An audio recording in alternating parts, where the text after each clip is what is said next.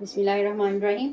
हम लोगों ने प्रीवियस वीडियो में जो है कन्वर्जन सीखी थी कि किस तरह से एक ट्रिग्नोमेट्रिक फंक्शन के इन्वर्स को दूसरे ट्रिग्नोमेट्रिक फंक्शन के इन्वर्स की फॉर्म में कन्वर्ट करेंगे। एक एग्जांपल मैंने आपको करवाई थी। अब एक्सरसाइज 13.1 का क्वेश्चन नंबर हम 2 करेंगे। इसका जो फर्स्ट पार्ट है इसमें है tan inverse 5/12 equal to sine inverse 5/13।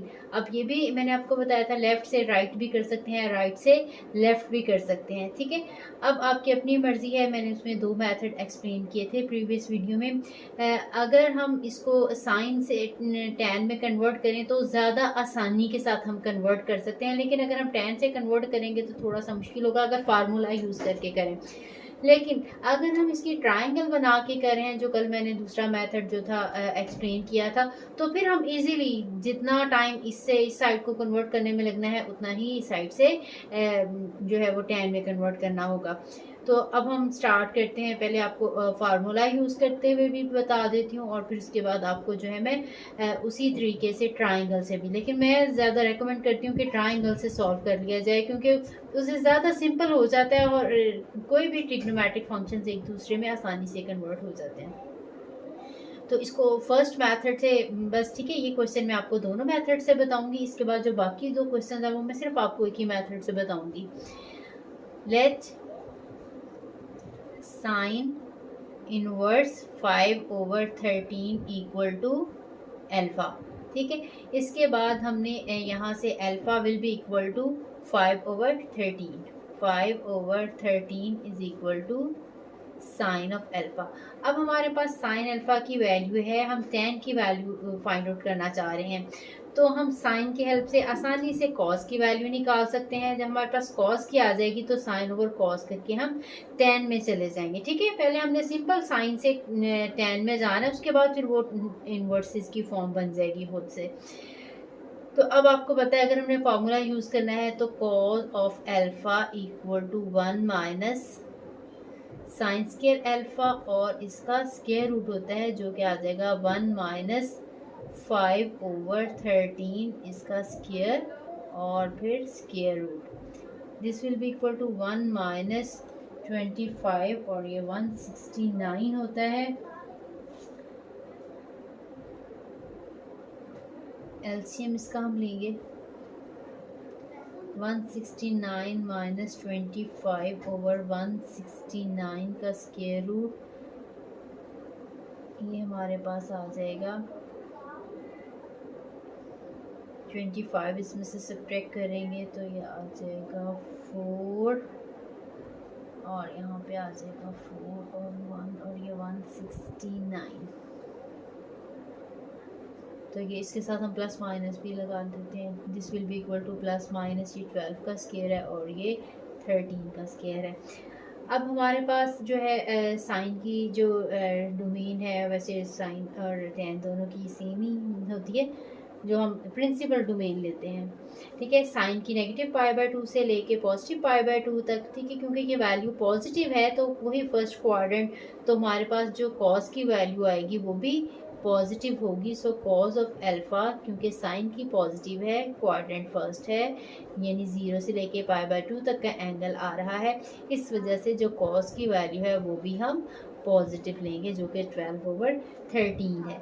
अब हमारे पास साइन की वैल्यू, साइन ऑफ अल्फा की वैल्यू भी मौजूद है, कॉस ऑफ अल्फा की वैल्यू भी मौजूद है, तो यहाँ से हम आसानी के साथ tan ऑफ अल्फा का आंसर निकाल सकते हैं। This is equal to sine of alpha by cos of alpha. This is equal to sin 5/13 and this is 12/13। ठीक है, जब दो फ्रैक्शन हो तो आपको पता है न्यूमरेटर की न्यूमरेटर के साथ कटिंग होती है और डिनोमिनेटर की डिनोमिनेटर के साथ। तो यहाँ से जो tan का आंसर है वो आ जाएगा यहाँ तक, tan of alpha is equals to 5/12। ठीक है, यहाँ से alpha equal to tan inverse 5/12। ठीक है। और ये चीज़ हमने प्रूव करनी थी। यहाँ से हमने अल्फा लिया था इसके इक्वल साइन इनवर्स 5/13 के इक्वल। अब हमारे पास अल्फा आ रहा है tan इनवर्स 5/12 के इसके इक्वल। इसका मतलब है देखें ये इक्वल है तो दैट मीन ये दोनों चीज़ें भी इक्वल होंगी। यहाँ से हमारे पास sine inverse 5/13 is equal to tan inverse 5/12।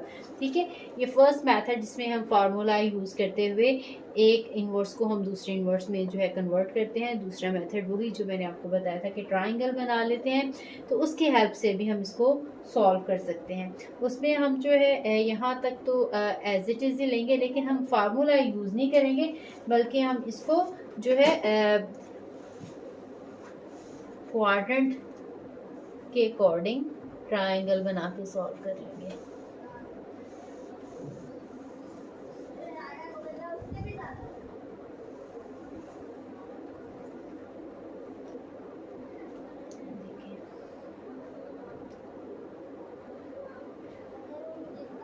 अब क्योंकि ये फर्स्ट क्वाड्रेंट बन रहा है तो बिल्कुल देखें ये डायग्राम, ये वाला एंगल अल्फा है हमारे पास, क्योंकि जो साइन है वो वैल्यू ये 5/13, ठीक है।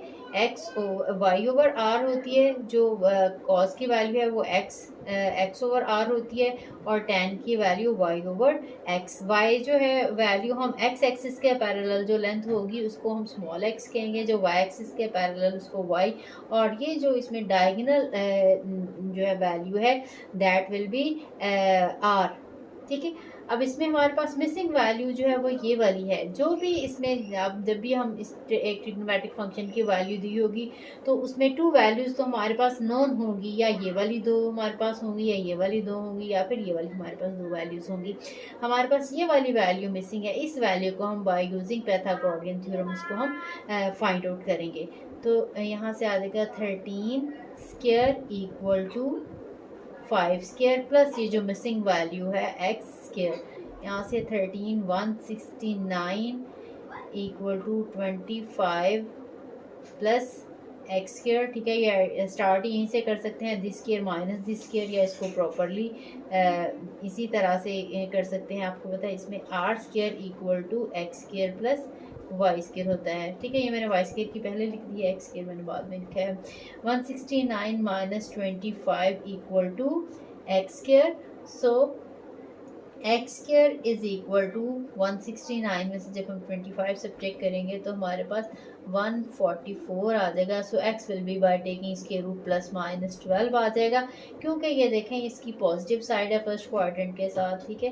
तो ये हम 12 को पॉजिटिव लेंगे, तो ये जो हमारे पास मिसिंग वैल्यू थी ये 12 थी, ठीक है। अब हमारे पास देखें एक्स की value, so x equal to 12, ठीक है, because the value of sine is positive, और पॉजिटिव हमने लिया। वैसे तो साइन की वाली फर्स्ट और ये सेकंड दोनों क्वाड्रेंट में पॉजिटिव होती है, लेकिन हमने इसके लिए जो प्रिंसिपल डोमेन ली है वो नेगेटिव π/2 से पॉजिटिव π/2 तक, यानी हम इसके लिए सिर्फ ये फर्स्ट क्वाड्रेंट और फोर्थ क्वाड्रेंट यूज़ कर रहे हैं, क्योंकि फर्स्ट क्वाड्रेंट आ रहा है तो यहाँ पे हमारे पास ये साइड जो है ये भी पॉजिटिव ही होगी, ठीक है। अब हमारे पास हमने फाइंड आउट करनी है वैल्यू 10 की। 10 मैंने आपको बताया क्योंकि ये इक्वल होता है y/x के, तो हमारे पास y की वैल्यू जो है वो है 5 और x की वैल्यू है 12। यहाँ पे ये साइन ऑफ अल्फा था, तो so alpha will be equal to 10 inverse 5/12, ठीक है। ये सेम ही आ जाएगा। ये आप इसको दोनों मेथड में से जिस मर्जी मेथड से कर सकते हैं। मैंने एग्जांपल में भी ये दोनों मेथड एक्सप्लेन किए थे। अब नेक्स्ट जो है मैं किसी भी एक मेथड के साथ आपको जो इसके रिमेनिंग 2 पार्ट्स हैं वो एक ही मेथड से बता दूंगी। अगर आपको किसी में कन्फ्यूजन हो तो आप पूछ सकते हैं, ठीक है, कमेंट्स में। ये जो इसका सेकेंड पार्ट है वो लिखते हैं।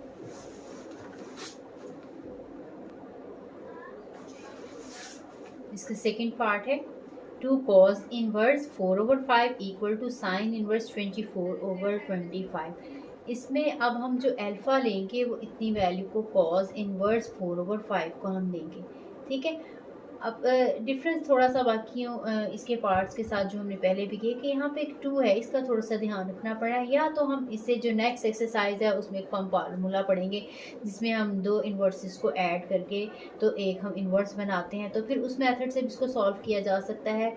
या क्योंकि अभी हमने वो नहीं पढ़ा तो हम इसके लिए 2 अल्फ़ा वाला जो है वो एंगल वाले फार्मूले से इसको फाइंड आउट करेंगे। तो स्टार्ट करते हैं। Let cos inverse 4/5 equal to alpha. So 4/5 equal to cos of alpha। ठीक है।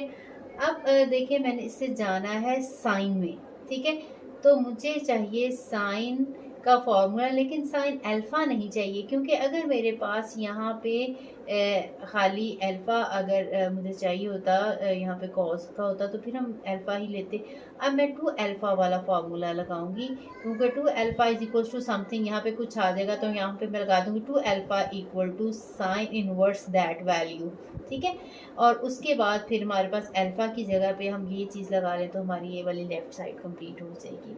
ठीक है, यहाँ पे यानी हम इसको साइन अल्फ़ा में नहीं बल्कि यहाँ पे साइन 2 अल्फ़ा में कन्वर्ट करेंगे, ताकि जब हम अल्फ़ा की वैल्यू कॉस इनवर्स लगाएं तो ये साइन जो है इस साइड पे जाएगा तो साइन इनवर्स बनेगा, हमारे पास ये 2 कॉस ऑफ इनवर्स अल्फ़ा की वैल्यू आए। ठीक है, तो अब हमारे पास क्योंकि साइन ऑफ 2 अल्फ़ा का फार्मूला है 2 sine of alpha and cos of alpha. अब देखिए हमें, अब इसका मतलब यह है कि हमें साइन ऑफ अल्फ़ा की वैल्यू चाहिए और कॉज ऑफ अल्फ़ा की वैल्यू भी चाहिए। कॉज ऑफ अल्फ़ा की वैल्यू हमारे पास ऑलरेडी मौजूद है, तो हमने पहले साइन ऑफ अल्फ़ा की वैल्यू निकालनी है। निकालने के बाद हम ये साइन अल्फ़ा की और कॉज अल्फ़ा की वैल्यू इस फार्मूला में लगाएंगे और यहाँ से फिर साइन इनवर्स को हम यहाँ से दूसरी साइड पे शिफ्ट करेंगे। ठीक है, एक्चुअली ये शिफ्ट करना ये होता है कि जैसे देखें, अगर मैं कह रही हूँ कि sine of x equal to something कोई नंबर है a, देन यहाँ पे भी हम साइन इनवर्स अप्लाई करते हैं। यहाँ पे भी साइन इनवर्स, साइन का जो इनवर्स फंक्शन है साइन इनवर्स है, sine of x equal to sine inverse a। तो यहाँ से देखें ये इनवर्स फंक्शन और ये साइन फंक्शन कैंसिल हो जाएंगे, कोई भी इसका फंक्शन और इसका इनवर्स जो है वो कैंसिल हो जाए, तो यहाँ से x आ जाएगा और यहाँ पे साइन इनवर्स a आ जाएगा। ठीक है, इसलिए मोस्टली हम इतना डिटेल में हम नहीं लिखते, हम डायरेक्टली ये लिखते हैं कि साइन जब लेफ़्ट से राइट साइड पे लेके जाएंगे या राइट से लेफ़्ट लेके जाएंगे, अगर वो साइन है तो वो साइन इनवर्स बन जाएगा, या वो इनवर्स है तो दूसरी साइड पे आ जाएगा तो वो साइन बन जाएगा। कोई भी ट्रिग्नोमेट्रिक फंक्शन है वो इसी तरह से ही होगा। ठीक है, अब इसके लिए मुझे अब साइन अल्फ़ा की वैल्यू चाहिए, वो हम कैलकुलेट करने के बाद हम यहाँ पे ही दोबारा से सब्स्टिट्यूट करेंगे। इसको मैं ये अगर 1 ले लूँ, ये जो है 2 है, और यहाँ से हम 2 से वैल्यू हम, आपको पता है कि sine of alpha equal to 1 minus cos square alpha और स्क्वायर रूट। आपको पता है कि ये फार्मूला कहाँ से है? ये फार्मूला वही है जो हम मैट्रिक में भी पढ़ते आ रहे हैं, साइन स्क्वायर थीटा लिख लें, अल्फ़ा लिख लें, कुछ भी लिख लें, sine square theta plus cos square theta equal to 1 है। तो यहाँ से अगर हमने साइन की वैल्यू निकालनी हो तो हम कॉस स्क्वायर को उस साइड पे ले जाते हैं, या कॉस स्क्वायर की वैल्यू निकालनी हो तो साइन स्क्वायर उठा के इस साइड पे ले जाते हैं। तो यहाँ से sine square theta equal to 1 minus cos square theta.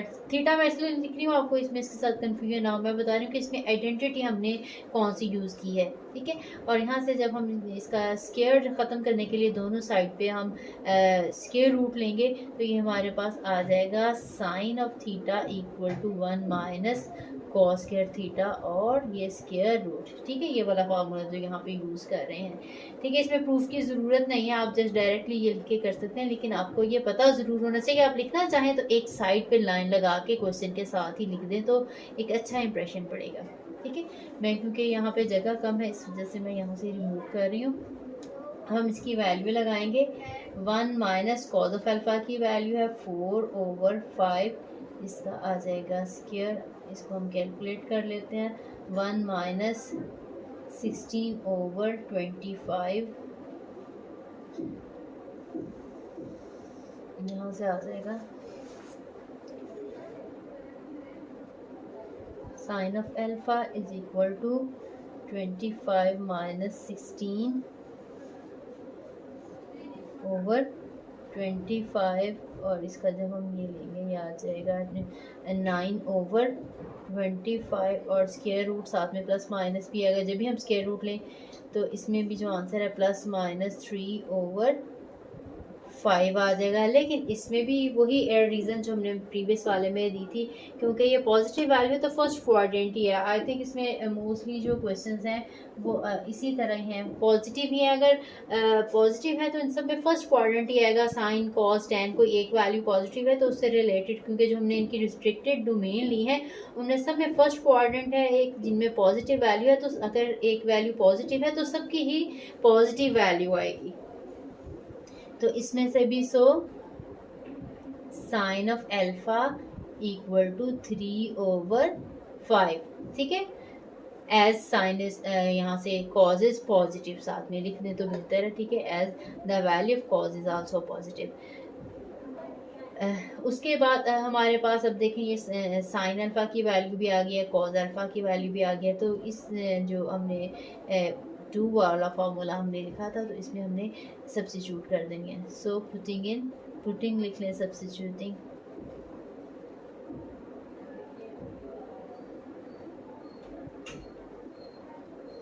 Sign 2 alpha is equal to 2, sine alpha की वैल्यू है 3/5, ब्रैकेट लगा लें या डॉट में लगाया जा सकता है मल्टीप्लिकेशन के लिए। कॉस की वैल्यू है 4/5। इसको हम सिंप्लीफाई करेंगे, मल्टीप्लाई कर लेंगे, क्योंकि इनमें कटिंग तो नहीं हो रही तो ये ऊपर 24 आ जाएगा और नीचे ये 25। यहाँ से आ जाएगा 2 alpha equal to sine inverse 24/25। अब यहाँ से अगर यहाँ अल्फा की वैल्यू सब्स्टिट्यूट कर दें, यही वाली देखें तो ये यही आ जाएगा हमारे पास 2 साइन ये cos inverse 4/5 equal to sine inverse 24/25, ठीक है। सिर्फ यहाँ पे लास्ट ये हमारे पास अब मेरे पास स्पेस नहीं है, मिसिंग है कि आपने यहाँ पे अल्फ़ा की वैल्यू सब्स्टिट्यूट कर देनी है। अल्फ़ा की वैल्यू लगा देंगे, देखिए ये 2 है और ये अल्फ़ा की जगह पे कॉज इनवर्स 4/5 आ जाएगा। और अगेन देखेंगे राइट हैंड साइड जो है वो यही आ रही है। अब हमारा इसका एक पार्ट जो है वो रह गया है, उसको मैं थोड़ा सा बता देती हूँ। आई थिंक वो इजीली अब आप कर सकते हैं। इनमें मेथड जो है कोई सा भी यूज़ कर सकते हैं। जैसे इसके लिए भी आप ट्रायंगल बना के भी कर सकते थे। कॉस की वैल्यू दी हुई या साइन की वैल्यू निकालनी होती है तो हम ट्रायंगल की हेल्प से भी निकाल सकते थे। ट्रायंगल से निकालने के बाद फिर यहीं पे हमने इसको लगाना है और बिल्कुल इसी मेथड से हमने इसको कैलकुलेट करना है 2 अल्फ़ा की वैल्यू, और फिर इसको बाद अल्फ़ा की वैल्यू सब्स्टिट्यूट कर देनी है, ठीक है।